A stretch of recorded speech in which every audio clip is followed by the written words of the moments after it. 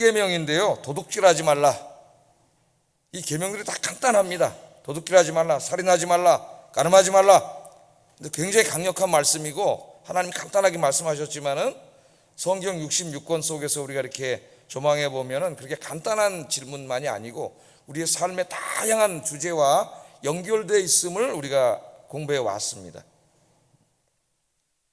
그래서 오늘은 이제 도둑질하지 말라 이 말씀을 좀 공부하려고 하는데, 도둑질하지 말라, 신명기 말씀도 다 똑같죠. 도둑질하지 말라 그렇게 말씀하셨습니다.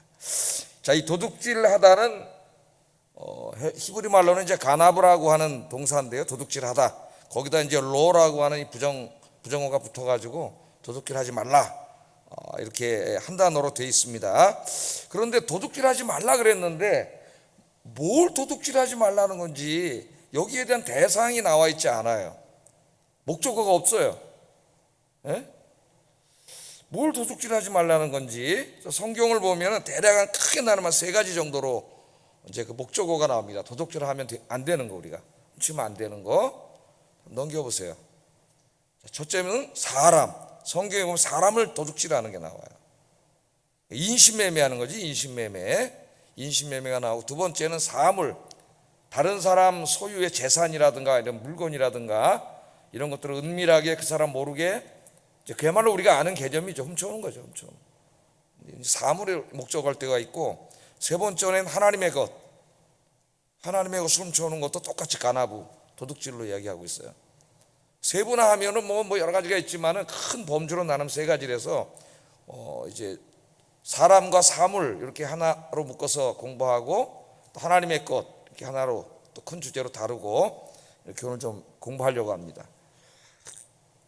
제가 지금 막 올라오기 전까지 조금 30분 다 돼서 올라왔는데, 톰 라이트의 바울신학 최근에 나온 책을 열심히 읽다가 그걸 끝내고 올라오려고 한 페이지도 안 남아가지고, 보니까 시계가 25분이에요. 그래가지고 딱 우리 쌤 전화 받느라고 또 30초 지나갔어. 올라가 다 해가지고 그 책을 딱 읽고 올라왔어요. 왜냐하면 내일부터 이제 집에 갈 때 요한복음 연구소를 하나 가져가서 좀 요한복음을 공부하려고 책을 딱 끝냈습니다. 이제 바울과 그 해석자들이라고 하는 책인데, 정말 톰 라이트라고 하는 그 교수에게 정말 감사하고 있어요. 제가 모르는 게 너무 많고, 최근에 나온 그 바울에 대한 사회학적 접근이라든가, 제가 이름도 못 들어본 학자들이 많이 있더라고요. 깜짝 놀랐어요. 그 다음에 요새는 또 이 포스트 모던 철학자들이 또 바울을 많이 연구하고, 일반 철학자들 그런 모든 것들을 다 소개를 해가지고 공부를 많이 했어요. 진짜 제가 너무 감사하다. 이 사람 아니었으면 이런 작업을 하는 사람 아무도 없어요, 이 세계에. 그 사람만이 그걸 다 읽고 다 분석해서 또 우리 복음적인 입장에서 비판해가지고 소개를 해줄 수 있는 유일한 분이 아닌가, 내 생각은 그런 생각이, 감사하게 생각을 해가지고, 저는 뭐 신학적으로 그 정도 실력은 없지만은 제가 성경을 여러분에게 가르침에 있어서 이 말씀을 좀 잘 가르쳐가지고, 이 톰 라이트 박사처럼 좀 우리 성도님들이 우리 목사님께 감사하다, 정말 성경 말씀 너무 잘 가르쳐줘서 이런 목사가 돼야 되겠다 이런 생각을 가졌어요. 한 10년 이제 남았는데 여러분 기도해 주시기 바랍니다. 설교를 많이 준비해가지고 지금 뭐 하여튼 정신이 없지만은 하여튼 공부를 하려고 그래요. 자, 먼저 이제 도둑질하지 말라 말씀에 사람이 목적인 경우를 좀 한번 생각해 보겠습니다. 어떻게 보면 간단한 것 같은데 여기도 굉장히 심오한 이야기가 있어요. 자, 사람을 훔친다는 건 뭘까요? 인신매매하는 거죠. 인신매매. 그래서 여러분 성경을 읽어보면 아모스서에도 나오고, 하나님의 심판이 맹렬하게 이제 떨어질 것이라는 것을 아모스를 통해서 예언할 때에, 이제 열방 민족들에게 예언할 때에 한 나라의 죄악은 인신매매예요. 그러니까 고대 사회에서 어떻게 인신매매를 했냐면, 전쟁을 해가지고 전쟁에서 이기잖아요. 그럼 그 사람들을 포로로 잡아가지고 다른 나라의 노예로 팔아먹었습니다. 굉장히 잔인한 짓이죠. 그럼 이제 가족이 갑자기 헤어지게 되고 다른 나라 노예로 가서 평생 동안 노예로 살아야 돼요. 근데 그 노예값이 비쌌기 때문에 그렇게 해서 팔아먹었고, 또 종종 납치에다가, 지금도 납치에다가 팔아먹는 사람들은 많아요. 아이들 납치에다가 노예로 팔아먹고, 지금도 이 동남아 이런 나라들은 일이 빌비작이 일어나고 있습니다. 이렇게 팔아먹었죠. 그래서 실제로 인신매매가 많이 일어났어요. 그래서 성경에 보면 그 인신을 매매하는 것을 도둑질이라고 이야기하고 있습니다. 도둑질. 사람을 잡아다가 팔아먹는, 어떻게 보면 최고 악질적인 범죄예요. 예? 유괴 같은 것도, 우리나라 유괴범들, 나는 유괴범들 목사가 사형시키려 하면 안 되고 하여튼 종신형으로 중형을 때려야 된다고 생각하는 사람이에요. 예. 자, 이런 얘기들이 많이 나옵니다. 그래서 성경은 그걸 엄격히 금하고 있는데 뭐 우리에게는 크게 이렇게 적용되지는 않는 것 같아요. 그죠? 우리가 사람 잡아다가 팔아먹지 않으니까 아유 나는 거기하고는 전혀 상관이 없어, 이렇게 우리 생각을 할 수 있습니다. 근데 조금 이따 또 다른 측면에서 보면은, 더 깊은 의미를 보면은 우리가 또 조심해야 될 부분들이 많이 있어요. 근데 자, 이제 이게 두 번째로 우리가 생각해 봐야 될 것은 그 미국과 서구인들이죠. 서구 그리스도인들. 우리가 잘 알고 있듯이 이 사람들이 뭐 했어요? 인신매매 했죠. 인신매매. 중세 때부터 이제 좀 지나면서 저 아프리카로 그냥 군함을 몰고 쳐들어가 가지고 거기 평화롭게는 안 살았지. 지들끼리도 싸우고 그랬으니까. 하여튼 거기서 자기들끼리 이렇게 잘 살고 있는 사람들을 가서 어떻게 했어요? 총칼로 위협해 가지고 붙잡아다가 노예무역선이라 해서 배에다 태워서 끌고 와가지고 노예로 부려먹었어요. 지금은 이제 기계가 그 일을 다 하지만은 그 당시에 농사 짓고 막 이런 모든 일들을 사람이 다 했는데 엄청난 이제 그 노동력이 들어온 거죠. 공짜로 쓸 수 있는. 그래서 그 막 노예무역이 성행해가지고 노예들을 잡아다 막 팔아먹었는데 그 일을 한 상당수의 사람들이 그리스도인들이에요. 그리스도인들. 하나님께서 좀 이따 보겠지만 사형입니다. 사형.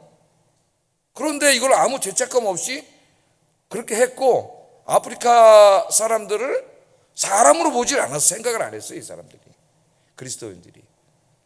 그래서 뭐 당시 목사 집에도 노예가 있고 뭐 이런 일들이 막 벌어졌습니다.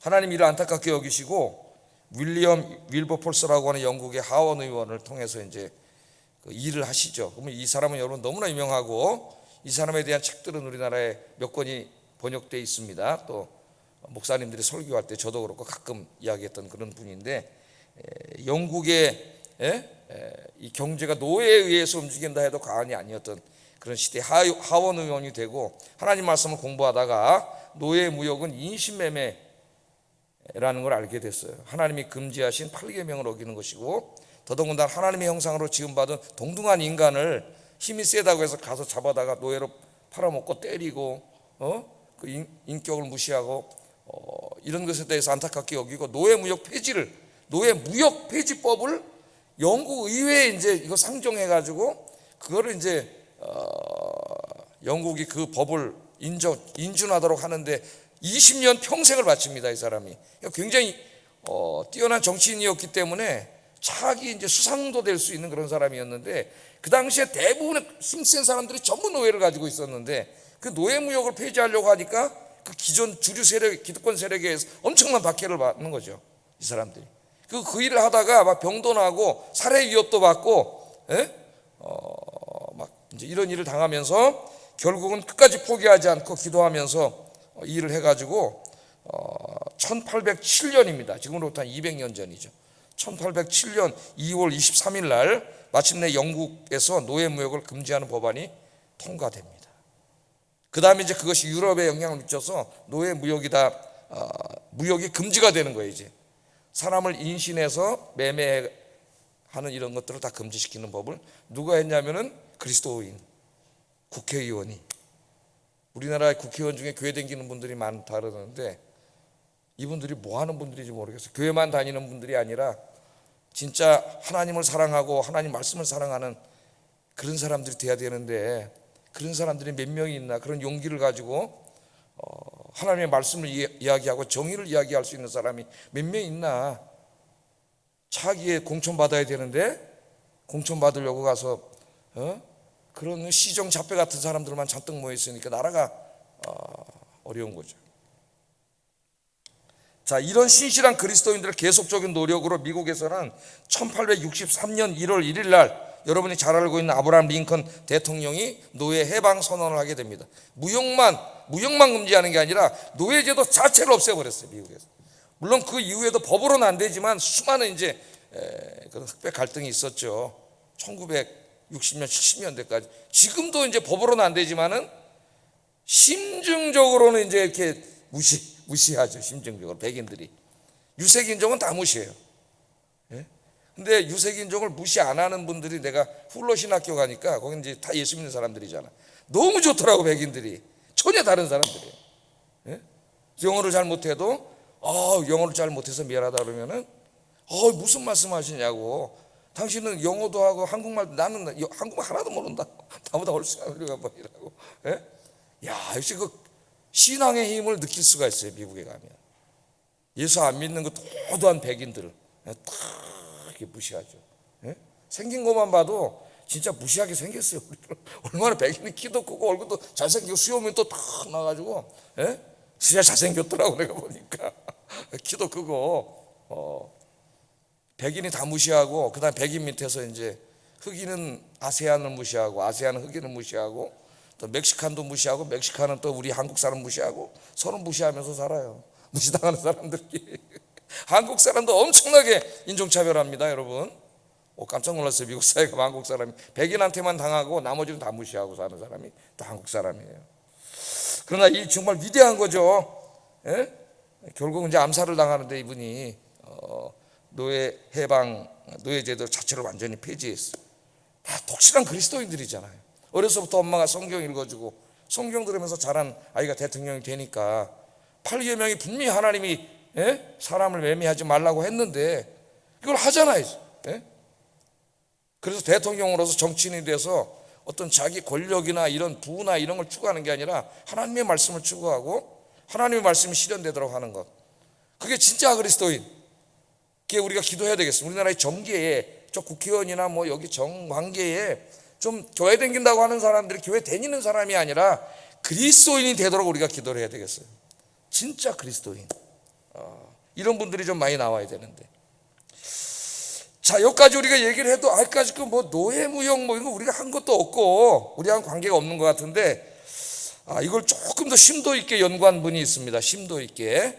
그러니까 예수님이 예를 들면은 살인하지 말라 우리가 배웠잖아요. 그럼 난 살인 안 하는데 무슨 나하고 아무 상관도 없는 이제 것 같지만은, 우리가 예수님 말씀을 산상설교에서 읽으면 형제를 그 마음으로 미워하는 자는 그 마음에 이미 살인하였느니라. 우리가 살인이라는 것을 행위로 하지 않아도 내 마음 속에 그 살인의 시작은 어디서 시작돼요? 미움에서 시작되잖아요. 증오와 미움. 그 미워하는 마음 자체가 이미 마음으로 살인했다고 예수님 말씀하시니까 훨씬 더 일반 도덕법보다도 훨씬 심오한 것을 이야기하시는 거죠. 제가 가끔 소개하는 그 김용규 교수라고 있습니다. 데칼로그는 이제 10계명이라는 뜻인데요. 이 책을 썼어요. 그래서 이 8계명을 존재로, 이 책은 한 10계명을 하여튼 한 영화를 보고 10계명을 영화로 만든 게 있어요. 저는 보지는 않았는데 비디오로 그걸 보면서 이제 존재론적으로 10계명 다 설명을 했는데, 다른 책에서 볼 수 없는 굉장히 심오한 이야기들이 많이 있습니다. 이 책에는. 자, 역시 존재론적으로 설명을 하는데, 도둑질하지 말라는 계명을 주로 이제 이게 사람에게 해당하는 걸로 해석을 해요. 이 사람은.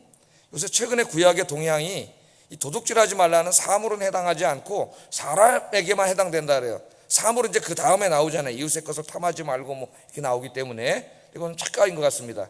이제 탐하지 말라에서는 사물을 훔치는 게 아니라 내 마음에 훔치기 전에 뭐가 생겨요? 갖고 싶은 마음, 그 탐심을 얘기하는 거고, 여기 8계명은 도둑질한 행위를 말하는 거기 때문에 다른 건데, 그걸 같다고 생각을 하고 사람에게만 해당된다고 주장하는 사람들이 현대 주석들이 다 그렇게 쓰고 있는데 그건 아닌 것 같아요. 하여튼 이 사람은 이제 사람에게 해당되는 것으로 해석하는데 일부는 사람에게 해당되는 거죠. 제가 설교하는 것처럼. 자, 그래서 여기 살인하지 말라는 계명을 이게 좀 존재론적으로 해석을 하는데, 이 사람이 이제 해석의 도구로 에리크 프롬이 쓴 건 소유냐 존재냐라는 책의 패러다임을 사용을 합니다. 소유냐 존재냐. 제가 가끔 얘기해 드리잖아요. 이 책을 읽고 제가 감명을 많이 받았고, 저도 인간적으로 반성을 많이 하고 이 책 때문에 조금 좋은 사람이 되기도 했습니다. 저 자신도 지금도 노력하고 있고. 소유냐 존재냐. 여기 보면 이 사람은 이제 인간의 삶의 양식을, 존재 양식을 두 가지로 설명을 하는데, 하나는 존재 양식, 하나는 소유 양식. 그 소유냐 존재냐예요. 소유냐 존재. 한번 잘 들어보세요. 좀 어려울 수 있는데, 소유 양식의 삶이란 뭐냐? 재산이라든가 지식이라든가 또는 사회적 지위라든가 권력이라든가 이런 것들을 소유하는 데 전념하고 그것을 소유하는 것을 목적으로 삼는 거죠. 예? 그렇게 사는 사람들이에요. 그래서 이 소유에 대한 탐욕, 또 그것의 상실에 대한 공포에 사로잡힌 사람들, 지식, 재산, 권력, 명예 이런 크 소유하고 싶은 그런 마음을 가지고 그게 인생의 다라고 생각하고 최고의 가치를 두고 살아가는데 그걸 잃어버리면 어떻게 돼요? 인생이 무너지는 거 아니에요? 그러니까 두렵고 무섭고 잃어버릴까 봐 이런 삶을 사는 사람을 소유 양식에 사는 삶을 살아야 돼. 소유냐 존재냐. 그래서 소유예요, 소유. 자, 반면에 존재 양식의 삶이란 뭐냐? 존재 자체의 기쁨을 느끼고 살아가는 삶의 태도라고 이야기합니다. 존재. 그 사람이 무슨 얼마나 많은 지식을 가졌느냐, 어느 대학을 나왔느냐, 돈이 얼마나 있느냐, 얼굴이 얼마나 잘생겼느냐, 키가 얼마나 크냐, 뭐 이런 어떤 한 사람의 외적인 조건, 소유, 그런 게 아니라 그런 거 상관없이 그냥 그 사람이 거기에 존재하고 있음. 그래서 있음이라 그래. 있음. 거기에 있음. 내가 여기 존재하고 있음. 거기에 가치를 두는 거예요, 그냥. 자, 소유 양식을 사는 사람은 어떻겠어요? 자신의 존재 가치를 판단할 때에도 무엇을 소유했냐, 그래서 무엇이 되었느냐 하는 데 관점을 가집니다. 그러니까 내가 지금 얼마나 많은 재산이 있느냐, 내가 얼마나 많은 지식이 있느냐, 사회적 지위가 있느냐, 권력 등을 얼마나 많이 소유하고 있느냐에 따라서 자신의 가치를 평가하는 거죠. 그걸 많이 가지고 있다면 난 참 대단한 사람이야. 예? 그렇게 생각하는 거죠. 그걸 안 가지고 있다면 나는 왜 이렇게 비루한 인생인가? 예? 이렇게 생각을 하는 거예요. 그냥 못 가지면 소유 양식을 사는 사람은 한없이 불행해지고 자기 자신에 대해서 열등의식이 생기고 비참하게 사는 거죠. 자기 자신. 뿐만 아니라 다른 사람에 대한 가치도 소유 양식으로 평가하는 거예요. 여기 이렇게 사람이 있어요. 저 사람이 어느 학교 나왔지? 예? 집안은 어떻지? 경제적인 능력은 어떻지? 사회적인 지위는 어떻지? 무슨 일 하고 있지? 학벌은 어느 정도 되지? 그런 것들을 따져서 그 사람의 가치를 평가하게 되는 거죠. 그리고 그 사람의 그 소유 양식을 이용해서 나의 욕심과 탐욕을 채우려고 하는 거예요. 그러니까 제가 만약에 사장이라고 한다면 직원들이 있어요. 이 사람들이 가진 지식과 전문 지식 뭐 이런 거, 능력 이런 것들을 어떻게 해요? 내가 다 가진 나를 판단해가지고 그걸 많이 가진 사람의 가치를 두고 그 사람의 그 모든 것들을 이용해가지고 그 사람이 열심히 일해서 나의 부를 이렇게 다 이용해 먹는 거죠. 그러다 보니까 이 경영자와 노동자 사이에 소외가 일어나고 인간의 가치가 좀 그냥 돈 벌어주는 기계로 떨어지고 그런 일이 그럼 사회에서 벌어지잖아요. 이게 소유 양식이에요. 근데 존재 양식의 삶을 사는 사람은 그렇지 않아요. 그런 관계없어. 관심 안 가져요. 그냥 내 가치를 평가할 때도 그냥 하나님의 형상으로, 이제 하나님의 형상은 에리크 프롬이 얘기한 건 아닙니다. 제가 막 집어넣어서 섞은 거예요, 지금. 제가 신학적으로. 내 하나님의 형상으로 지음받은 하나님의 아들로서 여기 그냥 이렇게, 내가 뭐 얼마나 대단한 목사냐, 뭐 얼마나 많은 신학적 지식이 있느냐, 뭐 얼마나 유명하냐, 이런 거 상관없이 그런 것에 내 가치를 따지는 소유 양식의 삶을 살다면 한없이 힘들어지는 거예요. 그냥 내가 여기 이렇게 존재하고 있고 오늘 살아있음, 여기에 있음, 그 자체가 감사한 거예요. 다른 사람을 평가할 때에도 어때요? 그 사람이 뭘 가졌냐, 얼마나 배웠냐, 뭐 이런 거 전혀 신경 쓰지 않아요. 그냥 그 사람이 하나님의 형상으로 거기에 존재하고 있음. 그래서 나랑 이야기를 하고, 대화를 하고, 이야기를 하고, 서로 교류를 하고, 그런 그 자체가 그냥 기쁘고 행복하고 즐거운 거예요.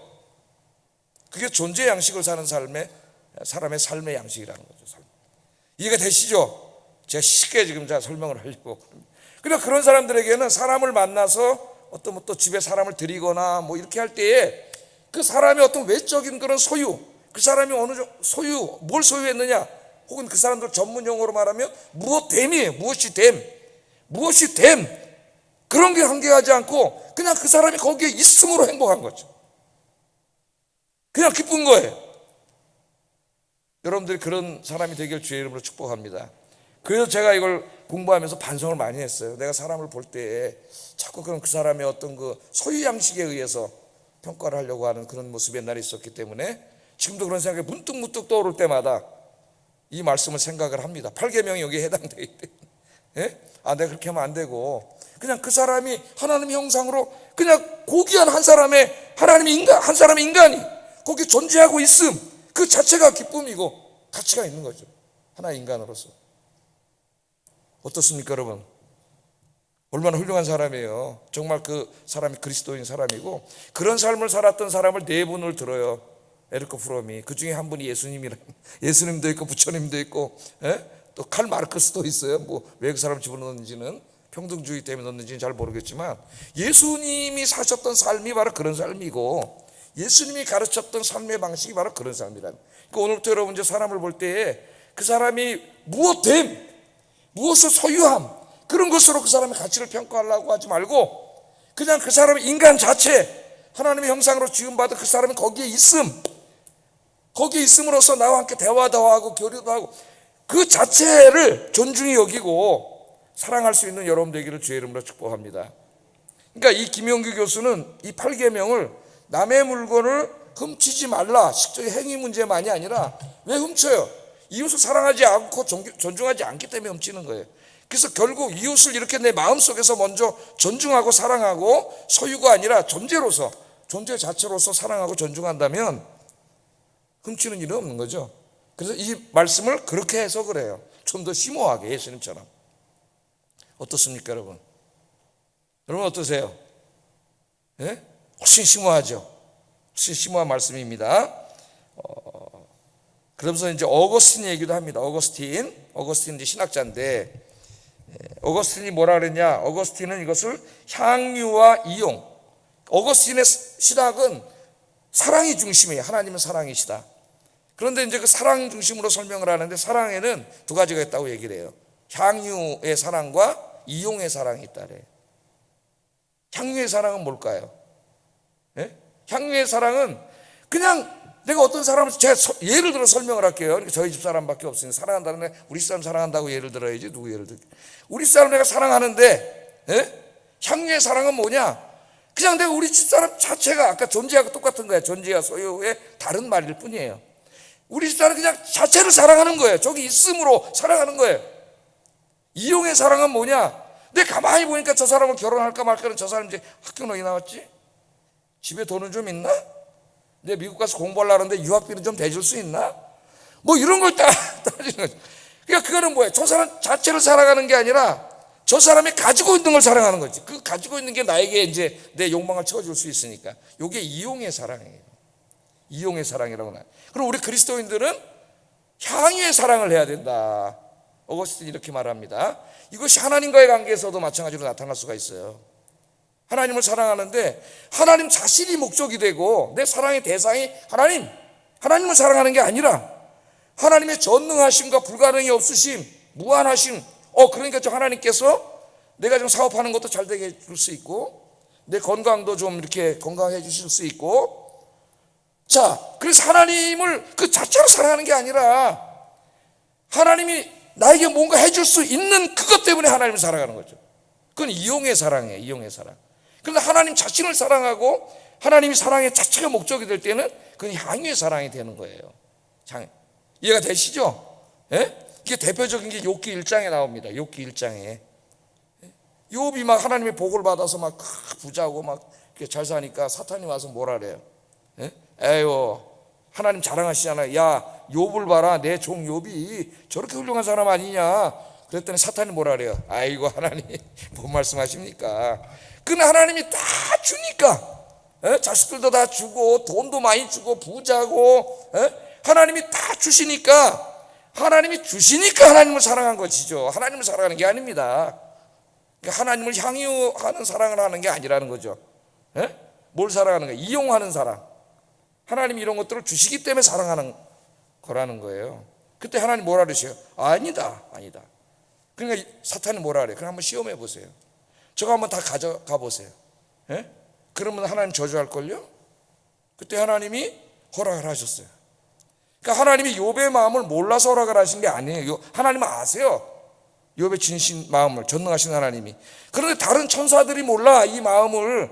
다른 천사들도 사탄에게 넘어가가지고 진짜 저 욥이 하나님이 다 주니까 이용의 사랑을 하는 게 아닌가. 하나님이 욥을 위해서, 이용의 사랑이 아니라 욥의 사랑은 향유의 사랑이다. 그래서 한번 해봐라. 그래 다 가져가 버렸어. 자, 욥이 이용의 사랑을 했다면 하나님 저주하고 욕하고 자기 욥 부인처럼 그랬을 거예요. 그런데 욥은 향유의 사랑을 했거든. 하나님 자신이 목적이었어. 사랑의 목적이고 하나님이, 하나님을 이용해서 얻을 수 있는 그것들을 사랑한 게 아니에요. 그래서 욥은 주신 이도 하나님이요 가져가신 이도 하나님이시다. 물론 나중에 힘들 때는 하나님과 기도하면서 푸념도 하고 그랬지만은 근본적인 신앙은 흔들리지 않아요. 여러분들은 하나님을 향유하십니까? 향유의 사랑을 하십니까? 이용의 사랑을 하십니까? 어떤 사람은 이용의 사랑을 하는 것을 신앙이라고 생각하는 사람이 있어요. 그거는 뭐예요? 이건 기복신앙이 되는 거예요. 그러면은 여러분의 생명을 주시고 여러분을 구원하신 하나님, 그 하나님 자신을 하나님의 무엇 때문이 아니라 하나님 자신이 여기에 그냥 계심, 그것으로 인해서 하나님 자신을 그냥 사랑하는 여러분 되시기를 주의 이름으로 축복합니다. 인간들을 사랑할 때도 인간들은 똑같은 말입니다. 소유냐 존재냐의 신학적 버전이 향유냐 이용이냐예요. 향유냐 이용이냐. 사람을 항상 저 사람이 가진 무엇, 저것을 이용해서 저게 나에게 어느 정도 도움을 줄 수 있고 이렇게 사람을 대하지 말고 그 사람 자체, 하나님의 형상의 사람 자체, 그 자체를 사랑하는 향유의 사랑을 하시는 여러분 되기를 주의 이름으로 축복합니다. 이렇게 해석을 하면은 이 8계명을 좀 더 심오하게 해석하면 어떻게 되겠어요? 어떻게 해석할 수 있겠어요? 도둑질하지 말라를, 사람들을 이용의 사랑을 하지 말고, 그죠? 이용하고 또는 자기를 위해서 탐욕을 채우기 위해서 그 사람이 가진 그 무엇을 이용해야 하는 그렇게 사람을 대하지 말라, 그런 말씀이 되는 거예요. 긍정적으로 하면은 그 사람을 진정한 한 사람의 인간으로 거기 그냥 그 사람이 존재하고 있음으로 인해서 그 사람이 무엇 때문이 아니라 그냥 그 사람을 사랑하라.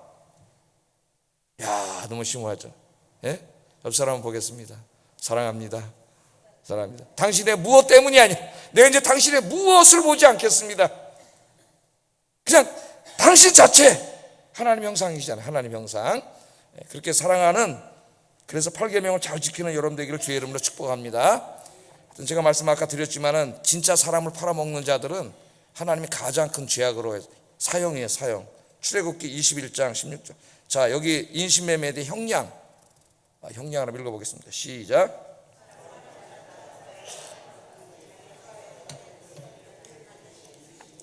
예, 아멘.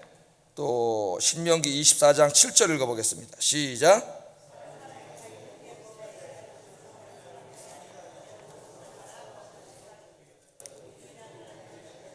이같이 하여 너희 중에 악을 지할지니라. 하여튼 사람을 이용해서 인신매매까지 안 가더라도 그 사람의 인격을 또 노동력을 착취하고 그렇게 함으로써 자기의 이득을 챙기려고 하는 이런 모든 행위는 8계명을 어기는 행위가 됩니다. 그래서 우리는 어떻게 해요? 사람을 사랑하고 존중하고 인격적으로 대하고 그렇게 해야 되겠죠. 그게 8계명을 온전히 지키는 거예요. 8계명. 사람과 관계됐을 때. 아셨죠? 나는 사람 인신매매 한 적 없는데요. 나 벌써 여러분 사람을 딱 바라보면서 그 사람의 무엇됨, 무엇을 소유함, 이용, 이렇게 사람을 대하고 있다면은 우리는 기도해야 됩니다. 하나님 앞에. 8계명을 어기고 있는 거예요. 자, 두 번째는 이제 목적어가 사물일 경우입니다. 사물. 이건 뭐 이제 다른 사람의 훔치는 거죠. 일반적으로 도둑질, 우리가 법에서 말하는 도둑질입니다. 도둑질. 목사님 나는 다른 사람 거 안 훔쳤는데요. 훔친 적 없고. 그건 뭐 우리하고는 상관없는 계명이네. 그렇게 생각할 수 있겠지만은 그러나 조금 더 깊이 생각해 보면은 그렇지 않습니다. 8계명을 많이 어기고 있어요. 도둑질이 꼭 내가 담 넘어 들어서 남의 집 훔쳐오는 것만 도둑질이 아니에요. 우리 이번 주인가 지난 주인가에 그 뉴스를 보니까 한 경찰관에 관한 이야기였습니다. 한 경찰관이 계급이 좀 있나 봐요. 오랫동안 근무 시간입니다. 근무 시간에 시간을 비워서 체육관에 가서 자기 개인 운동을 했어요. 오랫동안 지속적으로 그런 운동을 하다가 걸렸습니다. 걸려서 이제 그 뉴스에 나왔는데 중징계를 받았어요. 중징계. 그러니까 자기가 일해야 될 시간에 사적인 일을 한 거예요. 몰래 나가서. 뭐 우리 일반 사회 윤리로서도 이게 용납될 수 없는 범죄 행위예요.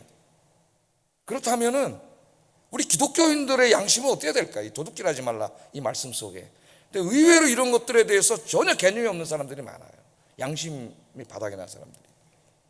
그래서 이것은 꼭 남의 물건을 훔치는 것만이 아니라 다양한 경우에 적용을 할 수가 있겠는데, 제가 한번 그것들을 쭉 한번 생각난 대로 적어봤습니다.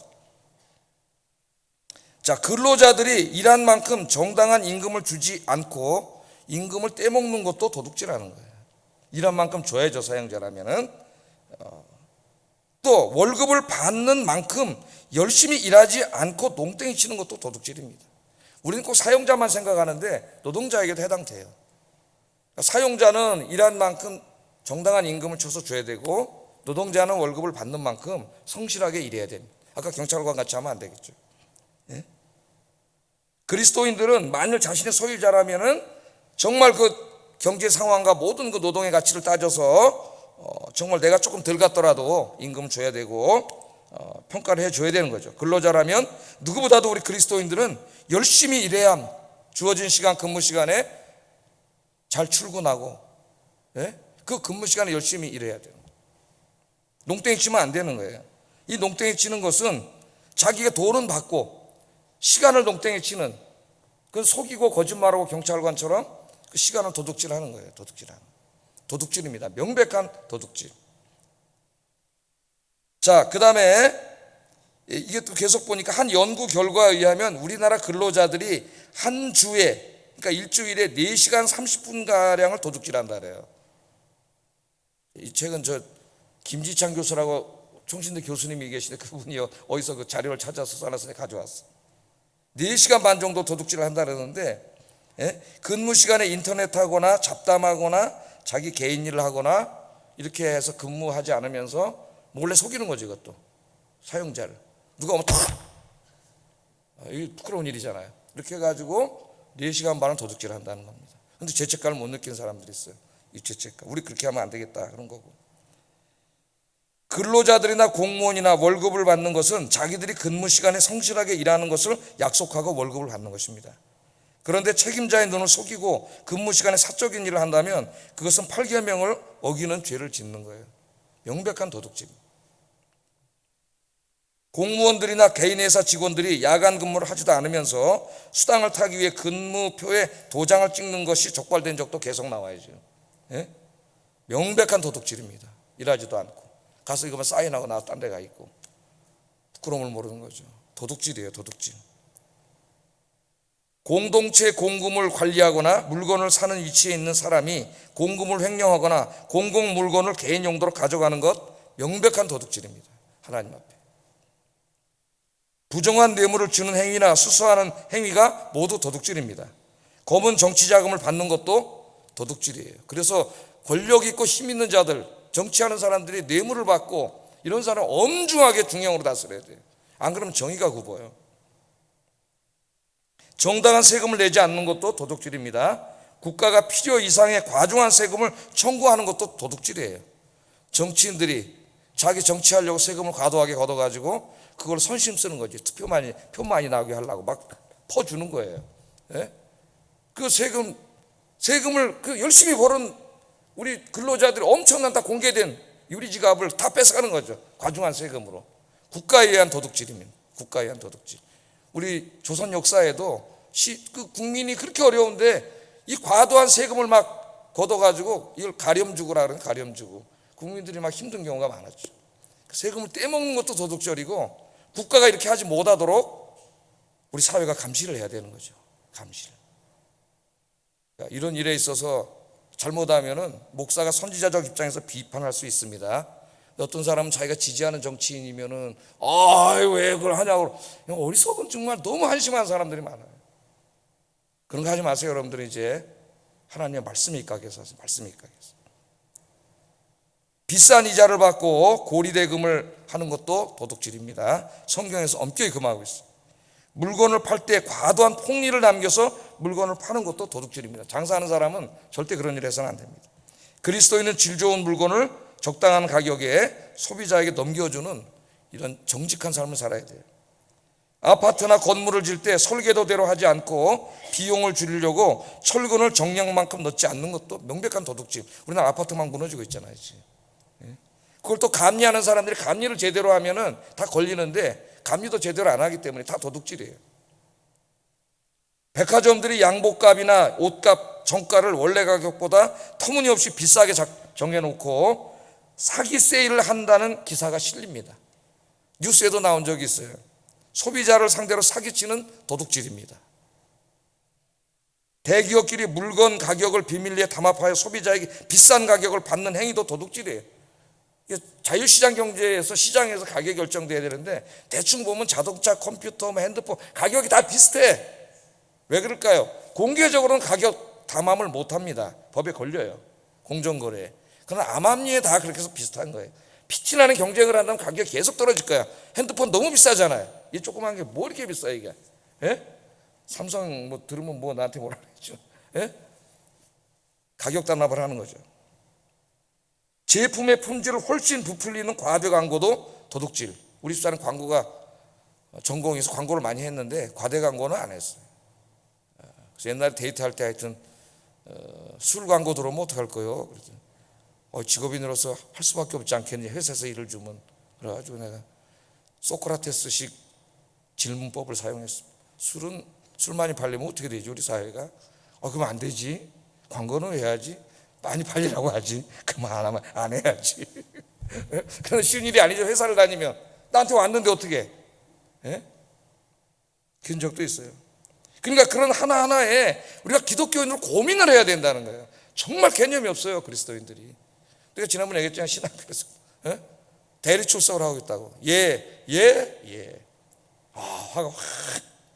저런 놈의 새끼가 왜 신학교에 와서 저기 앉아 있는지 화가 나요 진짜로. 화가. 저게 나중에 목사가 되고 저럴 텐데 저게 어떻게 하려고 저러든지. 저 사람이 왜 목사를 해? 저 사기 치는 데 가서 사기라든지 거짓말하고 속이고 이 밥 먹듯이 하는 사람들이. 논문이나 글을 쓸 때 남의 지식을 인용부 없이 자기 멋대로 갖다가 자기 것이냐 사용하는 것도 도둑질이에요. 미국에서는 엄격합니다. 플래저리즘, 퇴학이에요. 퇴학당합니다. 도둑질이에요. 우리나라 아직 그 페이퍼 이런 논문을 쓸지 몰라가지고 애들이 플래저리즘이 너무 많아요. 목사님들이 설교할 때 남의 설교를 베껴서 자기 설교인 것처럼 그렇게 사용하는 것도 도둑질이에요. 거짓말에다 도둑질입니다. 남의 설교 도둑질. 설교 한 편 준비하려면 기도와 말씀 준비를 얼마나 해야 되는데 힘들고 그렇게 귀찮으니까 남의 거 강해지 같은 거 읽어가지고 몇 개 아이디어 뜯어다가 설교해먹고 그런 사람 많아요. 그러다 걸린 사람도 있어요. 걸려서 교회 사임한 사람도 있어요. 뉴욕에 있는 큰 교회 목사님 사임한 사람. 여기 성도들이 똑똑해가지고 다 들어가지고 찾아내요. 그래서 제가 듣기로는 유명하지 않은 목사님, 나 같은 유명하지 않은 목사님인데 설교가 좀 괜찮은 목사님 설교가 밥이 사냥감이라 해요. 사냥감. 그건 나 모르잖아. 다른 사람들이 클릭수가 없으니까 모른단 말이죠. 그 사람이 목사가 있는지도 몰라. 부끄러운 일이죠. 기도하면서 말씀이 안 나오면 몸부림치면서 주석을 읽으면서 하여튼 뭐 설교가 잘 안 되더라. 자기가 해야지. 자기가. 식당에 가가지고 어떤 아줌마들은 나무젓가락 확 집어 가방에다 도둑질입니다. 절도예요. 절도. 카페에 가가지고 또 저 휴지 냅킨 푹 집어가지고 가방에다 또 물휴지 팍 집어 다 도둑질이에요. 도둑질하지 말라 그랬잖아요. 이거 도둑질입니다. 여러분 도둑질. 또 비행기 타고 담요 덮고 있다가 슬쩍 가져오는 사람이 너무 많다 그러는데 도둑질이에요. 담요 가져가면 절도로 걸립니다. 도둑질이에요. 다. 자, 이런 모든 행위 이 외에도 엄청나게 많을 거예요. 우리 그리스도인들이 이런 데 대해서 정말 좀 도덕적인 양심을 가지고 하나하나 좀 저희 집사람과 제가 데이트할 때 그 아까 광고 가지고 진지하게 그리스도인으로 대화하고 했던 것처럼 하나하나 양심적으로 그렇게 살아야 되지 않겠습니까? 우리가 뭐 저 자신도 다 네가 지키냐 그러면은 저도 다 지킨다고 말할 수는 없겠지만은 지키려고 애쓰고 몸부림치는 거죠. 도둑질하지 말라는 게 간단한 게 아니라 이 계명을 제가 말하는 거예요. 왜 하나님이 도둑질하지 말라 이렇게 간단하게 말했겠어요? 엄청나게 많은 게 있기 때문에 거기에 다 쓸 수가 없잖아요. 21세기 사회가 복잡해지면 더 많아져요. 더 많아요. 기본적인 양심 도둑질하지 말라. 누가 보고 계셔요? 하나님이 다 보고 계신다. 하나님. 제가 라삐 얘기 해드렸지 않습니까? 라삐가 마차 타고 가는데 마부가 이렇게 말 몰고 가다가 저기 무밭이 하나 있으니까 얼른 뛰어내려가더니 물을 하나 뽑아오겠다 그러더니 물을 뽑으려 마차에 타고 있던 라삐가 저기 누가 보고 있어? 깜짝 놀라고 마부가 뛰어와가지고 마차 타고 도망가는데 아무도 없어요. 아무도 없지 않소? 그랬더니 라삐가 뭐라 그랬다 그랬어요? 하나님이 보고 계시지 않습니까? 하나님. 남의 뭐 뽑아오는 도둑질이에요. 도둑질. 하나님이 보고 계신데 어떻게 그럴 수가 있습니까? 이렇게 얘기합니다. 자, 하나님께서는 성경을 보면요, 남의 것을 도둑질했을 때 형량, 어떤 지금으로 말하면 형사처벌하는 것보다 이 경제적인 처벌을 강조하셨어요. 배상입니다. 배상을 하는데 두 가지 경우가 있어요. 이제 새벽기도 때 우리 다 공부한 내용인데 신명기에서 첫째는 훔쳤어요. 죄질이 아주 나쁜 경우입니다. 훔쳤는데 이걸 속이려고 한 거죠. 거짓말 한 것까지, 훔친 것까지. 그런데 이걸 덮으려고 그러는 거죠. 덮으려고. 요 핑계 저 핑계 덮으려고. 이건 아주 악질적인 범죄가 돼요. 증거 인멸하려고 한 거죠. 이거 우리 사회법으로도 더 중형이 떨어집니다. 증거 인멸까지 하고 속이려고 하는 거죠. 이 붙잡힌 것이, 이게 신명기 내가 몇 장은 안 쓰고 1절이라고만 써왔네. 한번 읽어보겠습니다. 출애굽기 22장 1절입니다. 시작.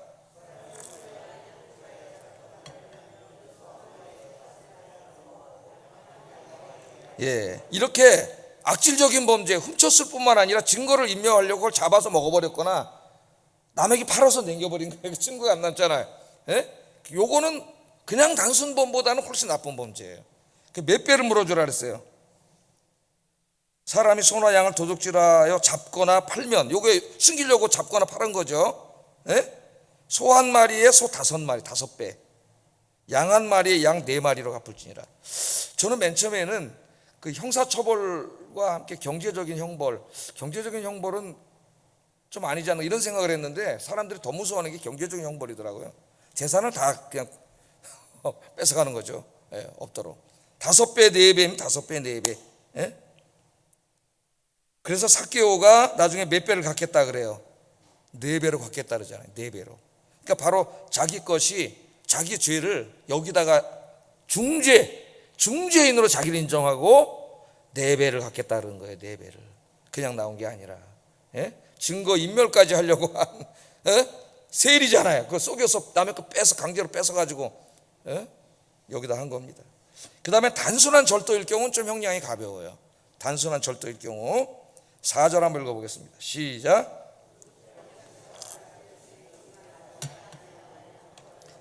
갑절을 배상할지니라. 그냥 도둑질하다 걸리면은 하여튼 2배로 물어주라 그랬어요. 그래서 형사처벌보다 경제적인 배상을 훨씬 더 강조해서 반드시 남에게 손해를 끼친 것은 다 배상해 주도록. 내가 1억 원 저기 훔쳐갔는데 저 사람 깜빵 가면 난 뭐에 1억 원 손해보고 있는 건데 누가 갚아줘요? 그래서 하나님은 그 사람 집도 전세 다 뺏어가지고 하여튼 2배 아니면 4배, 5배를 다 줘야 돼, 이 사람한테. 그래야 내가 잊어먹은 사람도 보상이 되지 않습니까? 하나님의 법의 핵심이에요. 그래서 22장 3절에 보면, 출애굽기 22장 3절에 이렇게 말했습니다. 도둑은 반드시 배상할 것이나 배상할 것이 없으면 그 몸을 팔아 그 도둑질한 것을 배상할 것이니라. 네 몸이라도 팔아서 갚아라 그랬습니다. 하나님의 법은 굉장히 엄격해요. 배상할 게 없어? 네 몸 팔아서 갚아. 남에게 손해를 끼쳤으니까. 그러니까 이것이 단순히 돈 훔친 게만이 아니라 아까 제가 말했던 모든 것이 다 해당돼요. 여기에 시간부터 시간을 그렇게 숨긴 건 결국 돈 훔친 거나 똑같은 거죠. 자기 월급은 받는데 그대로. 돈 훔친 거나 마찬가지예요. 도둑질인데 부끄러움을 몰라. 그게 또 속여 이거를. 다 도둑질이라는 것을 우리가 알고 이런 모든 부분에서 우리가 기도하면서 정말 하나님 앞에 양심적으로 살려고 몸부림치는 그 사람이 그리스도인입니다. 그리스도. 작은 것 하나 얼렁뚱땅 넘어가려고 하지 말고 작은 거 하나 엄격하고 아이들을 그렇게 엄격하게 가르치세요. 그 김선도 김홍도 그 목사님 엄마 유명한 일화가 있잖아요.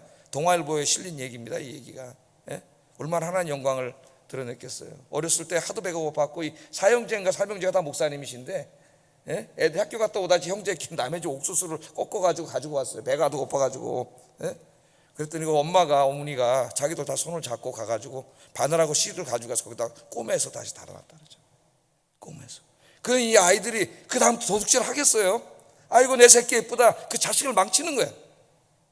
엄격하게 하나님 말씀을 어려서부터 정직을 가르쳐야 돼요. 그래야 하나님 앞에 정직한 사람들이 됩니다. 정직한. 그래야 하나님이 복을 받아요. 복.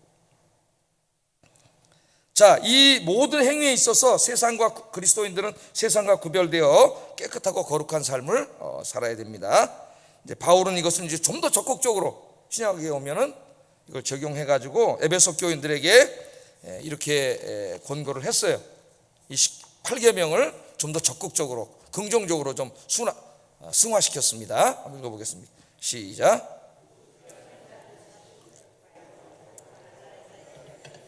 자기 손으로 수고하여 선한 일을 하라. 아멘. 도둑질하는 자는 다시는 도둑질하지 말. 자, 오늘부터는 다시는 도둑질하지 말기를 주의 이름으로 축복합니다. 직장에 가서 회사에 가서 항상 출근 퇴근 근무 시간에 성실한 사람이 됐어요. 속이지 말고 그런 거. 자, 다시는 도둑질하지 말고. 이제 오늘 들었기 때문에 오늘 제가 다 가르쳤어요. 그러니까 오늘 들었어요. 다시는 도둑질을 하지 말고 돌이켜. 회개가 뭐예요? 돌이키는 거지. 그렇게 부정직하게 살아온 건데 돌이켜서 어떡하라고. 이제는 가난한 자에게 구제할 수 있도록 자기의 손으로 수고하여 선한 일을 하라. 자기의 손으로 열심히 일하라. 도둑질 아닌 이상은 뭐 마약 팔아먹고 이런 거 아닌 이상 어떤 일도 직업에 귀천이 없고 자기가 모든 하나님 주시는 건강과 지혜의 모든 걸 이용해서 일을 하는 것은 그것은 건강한 거예요. 부끄러워할 필요가 없습니다. 일하는 자체는 건강한 거예요. 오늘 하나님이 열심히 일해. 그래 너도 먹고 살고. 너만 먹고 살지 말고 누구 도와주려 했어요? 가난한 이웃들도 도와줄 수 있도록 열심히 일하세요. 여러분 기도하면서 열심히 일해서 여러분 좀 돈도 많이 벌어가지고 가난한 사람들도 좀 도와주고 하나님 위해서도 쓰는 그런 사람이 되라. 이게 8계명 사물의 목적일 때의 궁극적인 실현입니다. 여러분 할렐루야. 오늘부터 기도하면서 열심히 일하는 거예요. 뭘 해도 괜찮습니다. 부끄러운 게 어디 있어요? 열심히 일하는데 자랑스러운 거예요. 열심히 일하셔서 돈도 많이 버셔가지고 나 혼자 다 먹는 게 아니라 어려운 이웃들도 나누어 줄 수 있도록 그렇게 열심히 살아라. 그게 이 도둑질하지 말라의 목적어가 사물일 때에 하나님이 주시는 궁극적인 실현입니다. 실현. 이제 마지막으로 하나님의 것을 도둑질하는 것에 대해서 한번 생각해 보겠습니다. 자, 어떤 행동이 하나님의 것을 도둑질하는 것이냐면은 이 가나브라고 하는 동사가 구약에 사용된 게 보면 이제 두 가지 경우가 나오는데 첫째는 하나님께 드려진 것을 훔쳐가는 거예요. 그 대표적인 것이 우리 여호수아 7장 11절 보면 아간이 그 여리고성 전투가 끝난 다음에 그 모든 물건과 가축은 다 하나님께 드리라 그랬어요. 하나님께 드려지는 거예요. 아무도 가지면 안 됩니다. 그것을. 근데 아간이 전투가 끝나고 승리한 다음에 그 자기 구역에서 열심히 일하다가 금과 은과 신할산에 외토한 모를 보고 그것을 갖고 싶어 탐심이 먼저 생기죠. 이제 다음 주에는 탐심에 대해서 공부할 거예요. 다음 주 마지막에는 이 탐욕이 생겨서 그걸 가져갔죠. 그 누구 거예요? 다 하나님께 드리라 그랬는데 하나님의 거예요. 근데 자기가 가져갔어요. 사람들이 안 보니까 몰래. 아무도 모르는 줄 알았어요. 근데 누가 보고 계셔요? 이 어리석은 자가 뭘 몰라요? 하나님이 보고 있다는 걸 몰라. 하나님 보고 있다. 하나님 걸 도둑질하는데 그 사람이 어떻게 복을 받겠어요? 예? 그걸 모르는 거예요. 여호수아 7장 11절 하나님이 도둑놈이라 그럽니다. 한번 읽어보겠습니다. 시작.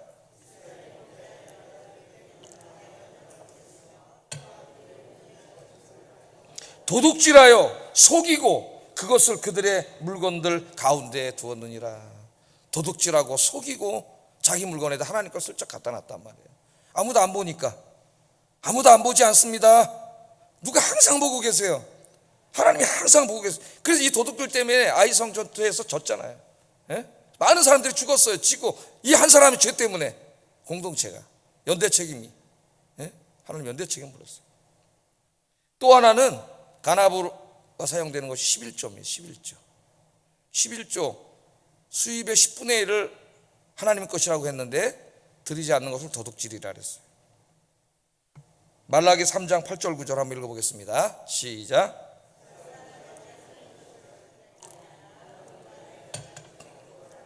우리가 어떻게 주의 것을 도둑질하였나이까 하는도다. 이는 곧 11조와 봉헌물이라.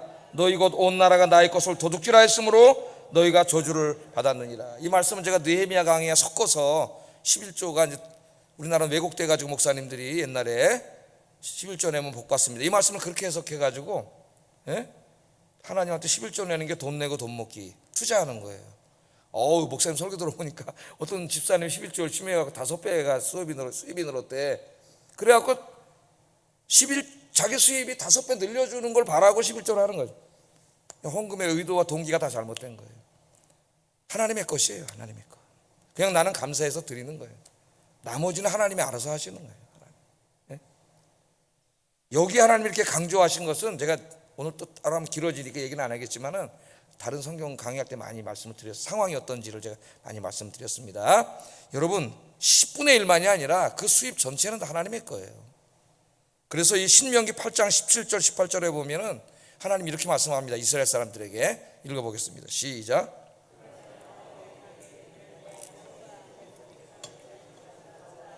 네 하나님 여호와를 기억하라. 그가 내게 재물 얻을 능을 주셨습니다. 하나님이 제일 걱정하는 게 이스라엘 사람들 가나안 땅에 들어가서 열심히 일해가지고 돈 많이 벌고 부자 된 다음에 뭐라 그래요? 뭐라 그런다 이 사람이? 내가 이 재물을 얻었다. 와, 내가 대단한 사람이야. 그걸 하나님 제일 두려워하셔요. 그 뭐라 그래 하나님? 여호와를, 네 하나님 여호와를 기억하라. 그가 내게 재물 얻을 능력을 주셨습니다. 그 재물 얻을 능력과 지혜를 누가 주셨어요? 하나님이 주셨어요. 그래서 하나님의 것임을 인정하고 감사해야 되는데 내가 벌었다 그러니까 아까운 거야. 내기가 내 거니까 아깝잖아요. 10분의 1인데 하나님이 주셨다고 인정을 할 때에는 와, 그래도 하나님 10분의 1은 내가 쓰라 그러고 10분의 1을 하나님께 드려요. 그 10분의 1도 하나님이 무슨 돈이 필요한 분입니까? 그게 결국 성전에 들여져서 성전 예배를 주관하는 제사장과 레위인들 생활비가 되고 그 성전 예배를 지탱해서 영적으로 자기들에게 유익이 되는 데다가 내는, 자기를 위해서 내는 거지. 그게 무슨 하나님이 무슨 돈이 필요해요? 하나님 필요하지 않은 거죠. 11조로 11조로 안 내면 성전이 다 무너지잖아요. 느헤미야 말라기 때 가면은 다 성전 예배가 무너지고 레위인들이 다 집에 가고 제사장이 집에 가서 농사 짓고 살아요. 살 수가 없잖아. 헌금을 안 내니까. 오늘 하나님이 그 말씀을 하신 거예요. 그래서 이 사실을 깨달은 다윗은 나중에 시편 24편 1절에 땅과 거기 충만한 것과 세계와 그 가운데 사는 자들은 다 누구 거예요? 여호와 것이지. 뭘 짓기 어딨어요. 다 하나님 만들어 놓은 건데 자기 어딨어요. 우리 자본주의가 발전하면서 인간이 소유권을 강조하고 소유권을 자연권에다 갖다 놓고 누구도 침해할 수 없는 최고의 권리로 소유권을 인정했지요. 그러나 결국 궁극적인 소유권은 하나님께 있다는 걸 우리가 항상 인정해야 됩니다. 내 거라고 생각하는 순간 남을 어려운 이웃에게 나눠주려면 아깝고 하나님께 드리려면 아까워요. 나 하나님이 주신 것이고 하나님 은혜라고 생각하면 하나님이 기뻐하시는 일에 쓸 수가 있는 거예요. 여기 지금 하나님의 것을 왜 도둑질했냐 하니까 이스라엘 사람들이 하나님 무슨 소리 하세요? 우리 언제 하나님께 훔쳐갔습니까? 나 성전에 가서 물건 훔쳐온 적 없는데 네가 11조 안 내고 헌금 안 낸 게 나 하나님의 거 안 낸 게 하나님 거 훔친 거지. 도둑놈이지. 하나님의 것을 도둑질하면서 매일 와서 기도하면서 뭘 복을 달라는 무슨 복을 받겠어요? 하나님 걸 도둑질하고 있는데. 도둑질하지 말라 해. 하나님의 것을 도둑질하지 말라가 이 말씀이 들어가요. 하나님의 것을 하나님께 드릴 때에 여러분 남은 인생은 하나님이 더 풍족하게 채워주실 줄로 믿습니다. 그걸 기대하고 바라고 투기하는 식으로 하면 안 돼. 우리는 그냥 감사해서 하나님께 드리는 거예요. 자, 오늘 말씀을 다 마치면서 기도하겠어요. 기도. 도둑질하지 말라. 3가지 목적어를 사용해서 얘기했습니다. 인신매매, 사람에 대한 거, 사물에 대한 거, 하나님의 것. 내용 다 기억나시죠? 기도합니다. 하나님의 자녀로서 거짓말하지 않고 도둑질하지 않고 정직하게 살게 하소서. 내가 사용자라면 이게 아니고 저 앞에 있는 걸로 한 사람의 인간을 제가 기도 제목을 바꿨어요. 자, 그래서 저걸로 하겠어요. 한 사람의 인간을 하나님의 형상으로 존중하고 사랑하게 하소서. 아까 첫 번째 설교한 내용입니다. 두 번째, 남의 물건을 탐하지 않게 하시고 열심히 부지런히 일하여 돈을 벌게 하시고 어려운 이웃을 돕는 삶을 살게 하소서. 세 번째, 나의 모든 소유가 하나님의 것임을 인정하고 하나님의 것을 하나님께 드릴 수 있게 하소서. 이 한 가지 눈 뜨고 보면서 기도하겠어요.